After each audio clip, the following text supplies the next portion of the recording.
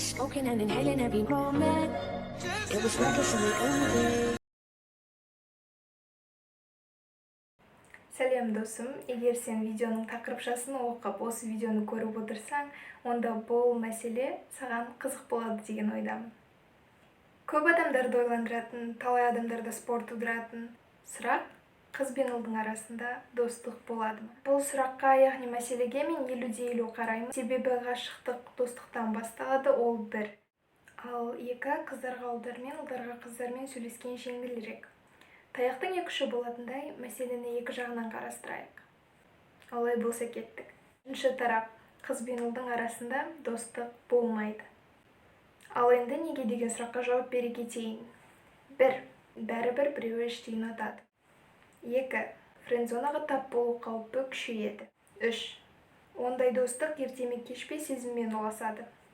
Төрт, ондай досты табу өте қиын. Бес, дос ретінде жақсы көру бір басқа, досыңнан ер немесе әйел бейнесін көру бір басқа. Алтыншысы, достық болса да 100% шынайы болмайды. Екінші тарап, қыз бен ұлдың арасында достық болады. Ал енді неге деген сұраққа жауап бере кетейін.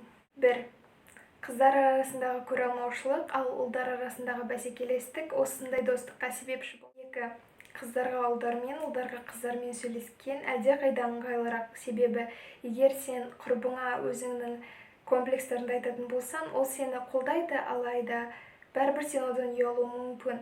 Ал ұлдарға айтатын болсаң, олар сені ол комплекстарың үшін сені обсирать етпей, және де сол комплекстарды саған ерекше екенін түсіндіріп бере алады. Ал енді мен ойыма кезек берейік. Менің ойымша 100%-ның ішінен 60-70% ондай достық болатынына сенімдімін. Себебі менің 100% достарымның ішінен 70%-дайы ұл балалар болып табылады.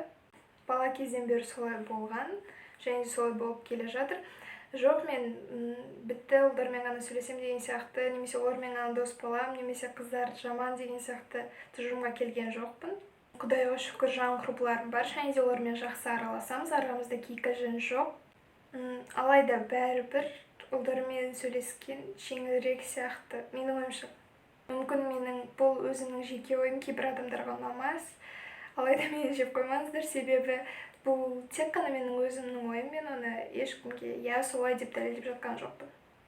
Мүмкін менің болашақта ойым өзгеріп жатар, алайда оны уақыт көрсетер. Сырт көзге қыз баланың көптеген ұлдармен дос болуы ол қызық көрінер.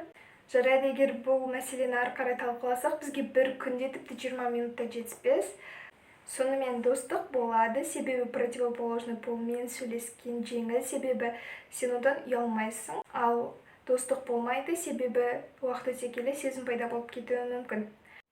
Ал сенің ойыңша қалай, достық бола ма, жоқ па? Өз ойыңды осы посттың комментарийіне жазып кет, мен қуана-қуана оқимын, және де осы сұраққа байланысты өз ойыңды айта кетсең.